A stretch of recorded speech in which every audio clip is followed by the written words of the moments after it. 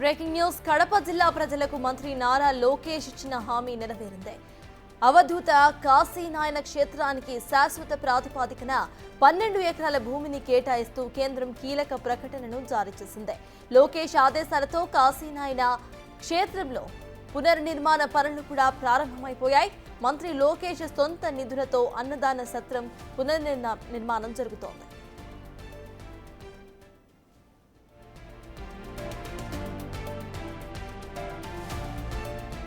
కడప జిల్లా బద్వేలు నియోజకవర్గం నల్లమల్లలోని పురాతన లక్ష్మీ నరసింహస్వామి దేవాలయంలో కూడా ఉంది. అయితే ఇవి టైగర్ జోన్ రిజర్వ్ ఫారెస్ట్ పరిధిలోకి వస్తాయనే కారణంగా అధికారులు కొన్ని భవనాలను 3 రోజుల క్రితమే కూల్చివేశారు.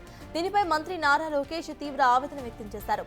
అటవీ భూములు టైగర్ జోన్ నిబంధనల కారణంగా కాశీనాయన ఆశ్రమం అన్నదాన సత్రాన్ని కూల్చివేయడం బాధాకరమని అన్నారు ఆయన.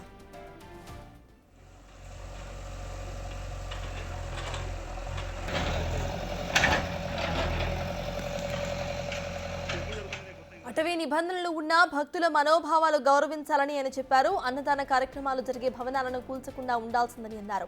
ఈ కూల్చివేతలకు ప్రభుత్వం తరపున తాను క్షమాపణ చెబుతున్నామని ట్వీట్ చేశారు ఆయన. ఇక త్వరలోనే తన సొంత నిధులతో అదే చోట అన్నదాన సత్రం పునర్నిర్మిస్తామని హామీ ఇచ్చారు కూడా.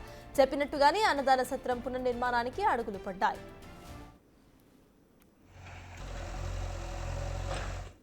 ఇదే అంశంపై పూర్తి డీటెయిల్స్ మా ప్రతినిధి దామోదర్ అందిస్తారు. దామోదర్, చెప్పండి, ఇక్కడ పునర్నిర్మాణం పూర్తిగా లోకేష్ సొంత నిధులతో చేయించబోతున్నట్టుగా తెలుస్తోంది.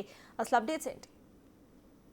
ఏదైతే బద్వేలు నియోజకవర్గ పరిధిలో ఉన్న కాశీనాయన క్షేత్రంలో లక్ష్మీనరసింహస్వామి ఆలయాన్ని ఎండోమెంట్ స్వీకరించింది. గతంలో లక్ష్మీనరసింహస్వామి ఆలయంలోనే అవధూత కాశీనాయన పూజలు నిర్వహించారు. ఆ తర్వాత తాను అక్కడే సమాధి చెందుతానని భక్తులకు చెప్పడంతో భక్తులు అక్కడే ఆయన సమాధిని కూడా నిర్మించారు.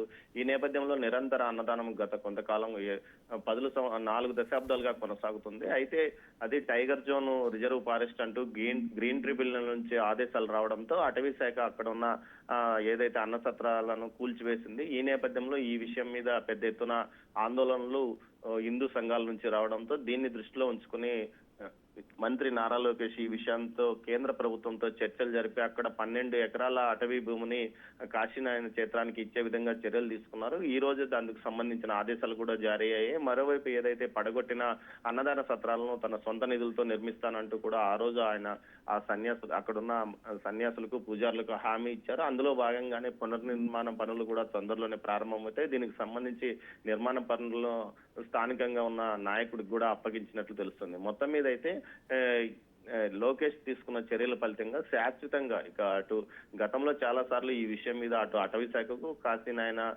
మఠం నిర్వాహకుల మధ్య గొడవలు జరిగాయి, వివాదం చెలరేగింది. గతంలో ఏదైతే ఎంపీ అవినాష్ రెడ్డి ఈ విషయంలో కొంత చొరవ తీసుకున్నప్పటికీ కేంద్రం అప్పట్లో అంగీకరించకపోవడం వల్ల శాశ్వతంగా పరిష్కారం లభించలేదు. తాజాగా లోకేష్ కేంద్రంతో సంప్రదింపులు జరిపి 12 ఎకరాలు శాశ్వతంగా కాశీనాయన మఠానికి ఇచ్చే విధంగా చర్యలు తీసుకోవడంతో అది సత్ఫలితాలను ఇచ్చిందని చెప్పవచ్చు. మొత్తం మీద ఇప్పుడు భక్తులు కూడా హర్షం వ్యక్తం చేస్తున్నారు. నిరంతరము అన్నదాన ప్రక్రియ గత 4 దశాబ్దాలుగా అక్కడ కొనసాగుతున్న నేపథ్యంలో నల్లమల్ల అటవీ ప్రాంతంలో ముఖ్యంగా ఏదైతే ఇటు కడప జిల్లా నుంచి వెళ్లే శ్రీశైలం వెళ్లే భక్తులకు కూడా ఇది ఎంతో అనుకూలంగా ఉంది. ఈ పరిస్థితుల్లో పూర్తి స్థాయిలో శాశ్వత కట్టడాలు కూడా అక్కడ నిర్మాణం అవుతాయని చెప్తున్నారు. అయితే అటవీ శాఖ చెప్తున్నామంటే ఇది టైగర్ జోన్ కాబట్టి ఖచ్చితంగా కట్టుదిట్టంగా భద్రతా చర్యలు కూడా ఉండాలంటూ కూడా అటవీ శాఖ చెప్తున్న పరిస్థితి ఉంది. Sartaj. Right, thank you Damodar.